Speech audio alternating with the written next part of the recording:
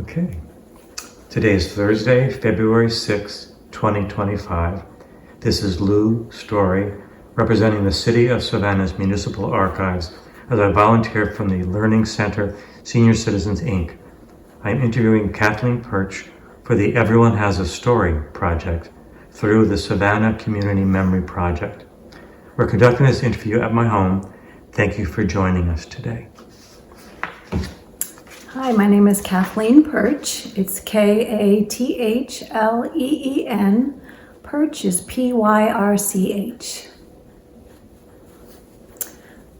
So here I am in Savannah, beautiful Savannah, Georgia. I made my way here from Columbus, Ohio. I had lived there for all of my life up until I was 45. Born and raised there. Raised two great kids, had a beautiful home that my husband designed and built. He's an architect. Had a great life there. But my kids were grown. My son had been accepted to the Savannah College of Art and Design.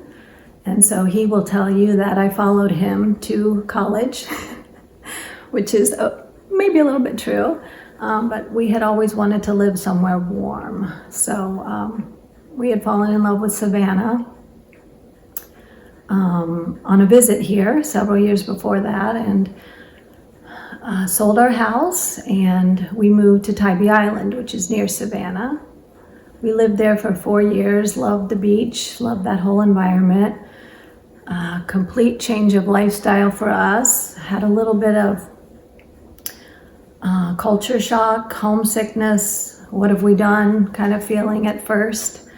But yeah, I would say that lasted about a year. So it was a bit of an adjustment. We bought a lovely little small home in the historic district of Savannah, kind of as an investment, kind of as a place for our two children who were also living here at the time. Our son was in school at SCAD and our daughter was working down here, and so kind of as a safe place for them to live. And then when eventually they moved on and found their way, we decided we would move into the little cottage in downtown, the historic district. And that's where I am today. How about your yoga? Yes, I had, in a former life, I had a career as a dancer, as a choreographer, as a teacher. I went to Ohio State University and got a degree in dance, kind of a winding path to get there. Started out at North Carolina State University, thinking I would be a veterinarian. So that was a bit of a jump from a veterinarian to a dancer. I went to North Carolina State because they had just opened a veterinary school there. And I was told if I went to the undergrad program, I would have a good chance of getting into the veterinary school. So I went to North Carolina. It's in Raleigh. I had been very sick the summer before. That would have been my senior year of high school. And so I don't think I was quite recovered from that. So I went, gave it a try, got very homesick and came home to Ohio State, was accepted there.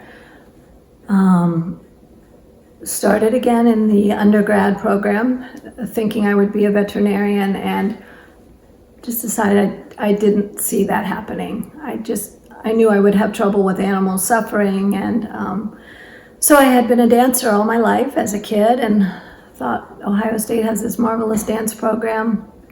You know, I always thought it would just be a hobby, a fun thing for me to do, but decided I would major in dance. So got into the dance department there and ended up majoring in dance education.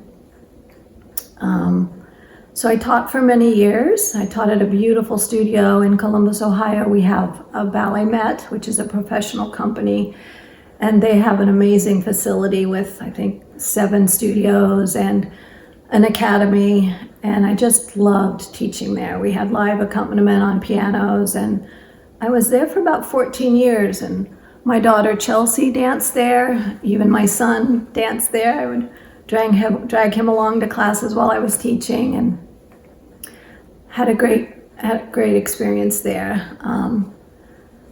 Started dabbling in yoga, taking yoga classes, and then that's about when we decided to move south. So yoga was really a savior when we got here. I mentioned earlier that I was very homesick and kind of lost, and started taking some yoga classes, and the effects were immediate. And not only that, but I met some great people and kind of found a community and some friends. And so I decided I would get my yoga teacher training. So I did that here in Savannah, at the Savannah Yoga Center, another life-changing, great experience, and became a yoga teacher. So I'm currently still doing that today. That was maybe in 2009.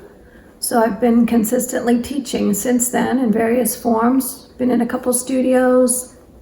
I was the assistant coordinator at the SCAD studio, where we offered yoga, dance, Pilates, meditation. And now I feel like I have the best job in the world. I help a friend out who offers classes at Forsyth Park. So I teach there on Saturday mornings, usually groups of tourists, and we practice yoga outdoors under the trees, and it's an ideal job. How long have you been doing the Forsyth Park? Maybe 2 or 3 years. Before that, I worked in several yoga studios and at SCAD. And when I was living on Tybee, that's where I finished up my yoga teacher training here in town. But I was living at Tybee, so I was doing yoga on the beach there, which was great. So. All right. Is there any way that anything about Savannah in particular, either in contrast to Ohio or just in general in your experience, having lived here now, how many years? Since 2007. Okay. So, yeah, it's a small town. I'm from Columbus, Ohio, so the friendliness. I remember when we moved. Again, this is Tybee, but I would be out walking or running or walking my dog, and people that were driving in their cars would wave to me, and I didn't know them. That was something that was very different, and maybe that's a Southern thing in general, but that was very different from what I was used to. Difference in culture. When I moved to Savannah, I see people that look different than me, that speak different that sound different than me, and I like that. That's what I wanted. I wanted a different environment. Mm-hmm. So very friendly people, very friendly here. Yeah. Are there things that you miss still about Ohio? My daughter's there, so yeah, that's the main thing. She has two babies now, so I have grandbabies up there, so that's the main thing that I miss. There's some restaurants that were near where I live that I miss. But I couldn't imagine living there again. I visit often because of my family there, but I just don't think I could do the winters anymore. Yeah, tell me more about that. What is your experience of the seasons here, the climate? I am one of the few people, I think, that will say I love the heat and humidity. That's when I flourish. I think I'm still trying to get warm from all the Ohio winters. It was fun this winter getting snow here in Savannah. It lasted about a week because nobody knew how to deal with it. There are no plows and no shovels, so it snowed and it stayed until it melted. So I enjoyed that, but I'm glad it's gone. And I feel like there's still seasons here. When you drive out to Tybee and you see the marsh, it changes color, kind of like the fall leaves. Yeah, so the weather is definitely a big reason that we're here. Mm-hmm. Love being close to the ocean, always been an ocean person. Love to swim. So. Do you swim often, or what's your? Not a whole lot in the ocean. My husband does. We are swimmers. There's a lovely facility here in Savannah called the Chatham County Aquatic Center, which is amazing. So yes, we swim there a lot. Okay. Yeah. Are there any other sort of features of Savannah that you are involved in or that you appreciate?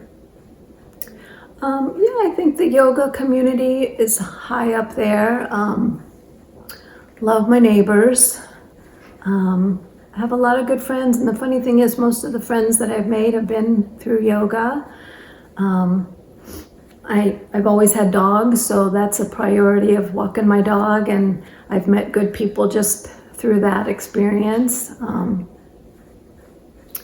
Forsyth Park is amazing. We are there probably every day. How far are you from the park? Gosh, 4 blocks maybe?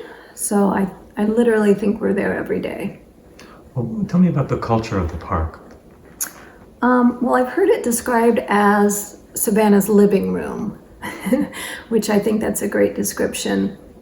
I think I heard that during there's an annual kind of picnic in the park that the symphony puts on. It's free, and just everybody is there with their blankets and their picnic baskets, and it's, amazing music and lovely community, and that's just where everybody gathers. And the fountain, it just never gets old. Every day I see it, but it just never gets old. And yeah, it's amazing. What was your experience of the pandemic here? Were you here during the pandemic? Mm-hmm. I'm trying to think about, we were able to get out every day because we walked, and that's a good reason for having a dog. You have no excuse to just stay in your house. She gets us out, and even during this ice and snow recently. I'm trying to think. I think we just carried on. My husband is an architect and works from home, so he was able to continue with his work.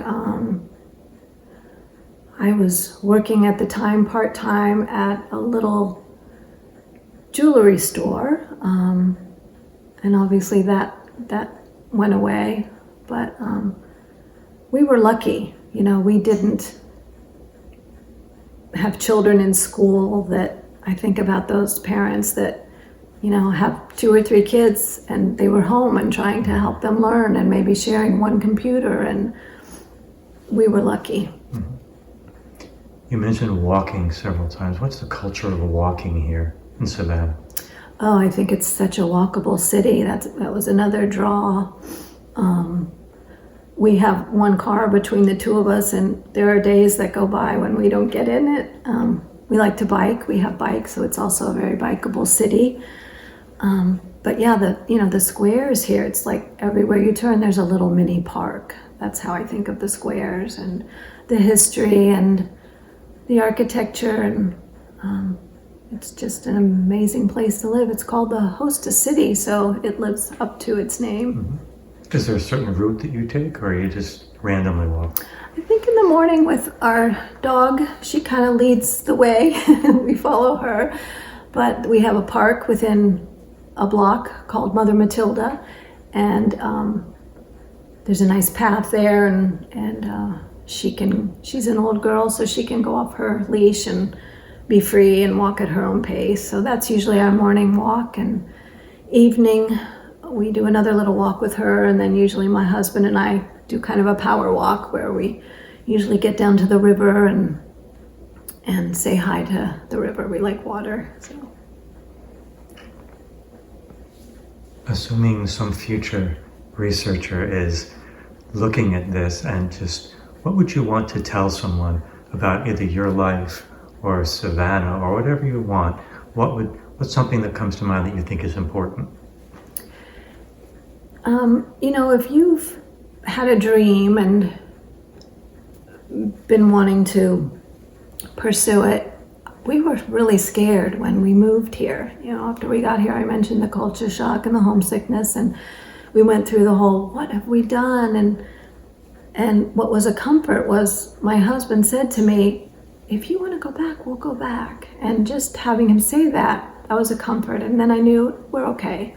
But follow your dreams. You know, I was 45 years old. I lived in the same place my whole life. I wanted to try something new. And it took me a minute, but I'm glad that we did it and that we stuck it out and stayed here. So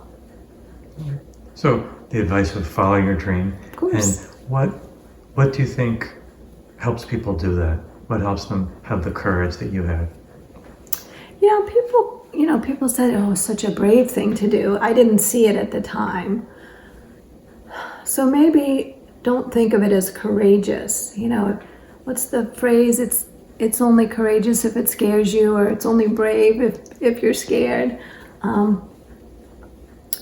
that's hard for me. I don't usually take risks. So I guess looking back on it now, maybe it was brave. But I'm sure glad we moved here. And having moved here, is there any way that you think Savannah influenced or changed some aspect of your life? Yeah, completely. I feel really, I don't know if youthful is the word, but it's like maybe it's breathed new life into me. And part of that maybe is just that the weather's so beautiful. I can be outside all the time. It's really important to me. I've had sisters. I have two sisters, and they've struggled with health issues. And sometimes I wonder, why have I been spared, so far? And I take that seriously, that I need to be grateful for that and get out there and keep moving, keep walking, doing my yoga. All right, good. All right. And I think you've shared a lot. Appreciate it. Is there any sort of final words or anything you would like to share before we finish? Oh gosh, just a lot of gratitude in my heart for this place that I live, the people that I've met, my family. Savannah's a great place to visit, so it's easy for family to come and see me. They love coming here. So even though I'm far away from family, this is a great place for them to come and gather. And, we soak up all this history. We think of all the Oglethorpe that came here and the premise that he established this city. And yeah, it's just awe-inspiring to be part of that history. All right. Well, thank you very much. It's my pleasure. All right. Thank you, Lou.